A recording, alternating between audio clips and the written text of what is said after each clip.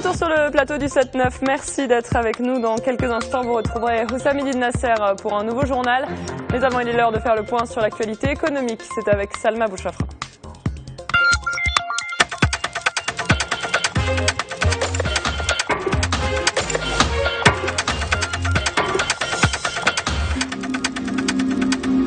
Bonjour et bienvenue à tous dans le journal de l'économie. Le compteur du chômage recommence à tourner au Maroc. 86 000 personnes ont rejoint les rangs des sans-emploi en 2014, soit une hausse de 8% par rapport à 2013.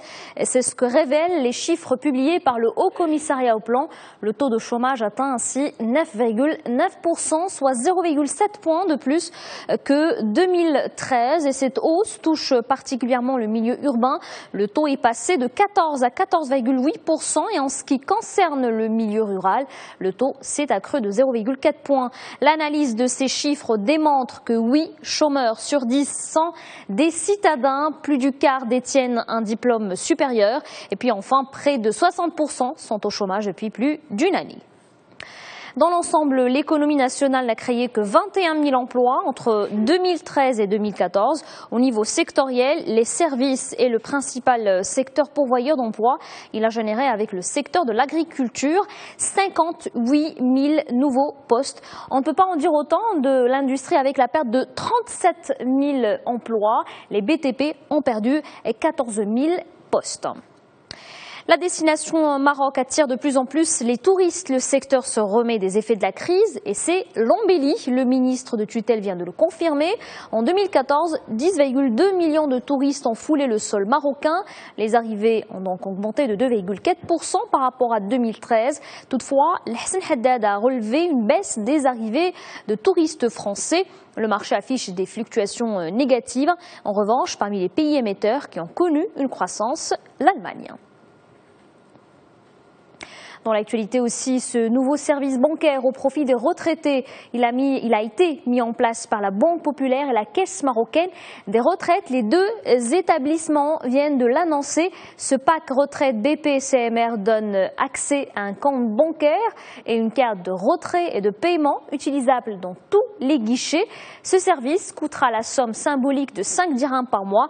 Parmi les autres avantages de ce pack, les retraités pourront revoir leur pension en toute sécurité sur leur compte bancaire. À l'international, la zone euro se porte mieux. Selon les dernières prévisions de la Commission européenne, la croissance du groupe des 19 devrait être de 1,3% en 2015, soit 0,2 points de plus par rapport à l'estimation de l'automne. En 2016, la hausse du PIB de l'Union monétaire devrait atteindre 1,9%.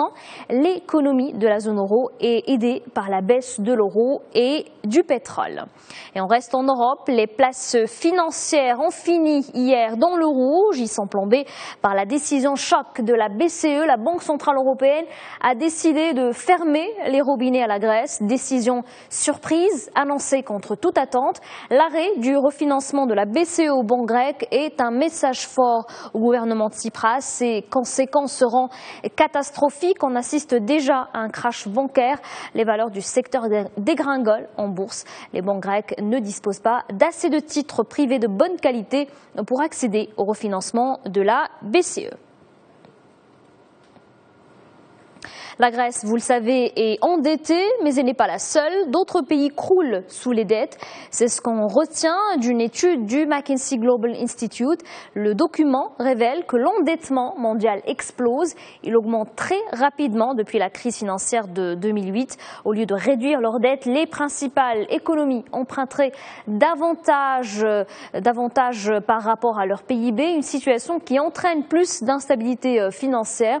Elle fait planer le risque sur la croissance, l'endettement de tous les acteurs économiques, à savoir les États, les entreprises, les ménages, a progressé de 57 000 milliards de dollars en 7 ans. Elle frôle aujourd'hui les 200 000 milliards. Les dettes pèsent désormais 286% du PIB mondial. Voilà donc pour l'actualité économique. Très bonne journée à tous sur notre antenne.